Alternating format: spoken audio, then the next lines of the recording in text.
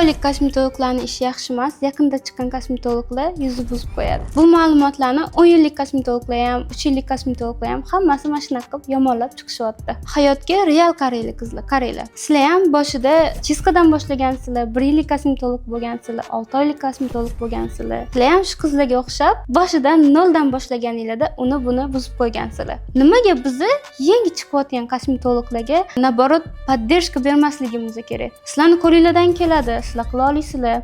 Yo'q, bular ham zo'r qiladi deb aytolmasligimiz kerak. Faqat ko'pchilikni ichqoralik qilib, "Bor men, yangi chiqdi bular hali. Qilisha olmaydi." Yo'q, qilisha oladi. Harakat qilyaptimi? Qila oladi.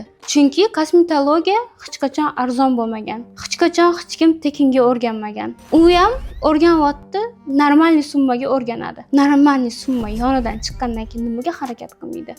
Любой harakat qiladi. Bugun bitta labbi o'xshata olmadimi? Ertaga o'sha qiz o'zidan ham uyalgani hisobidan ertaga o'xshatib ketadi o'shani. O'shani ustida ishlaydi. Xato qilyapti, to'g'ri, lekin o'sha xato qilayotganlarni davay o'zimizni olib o'qitaylik.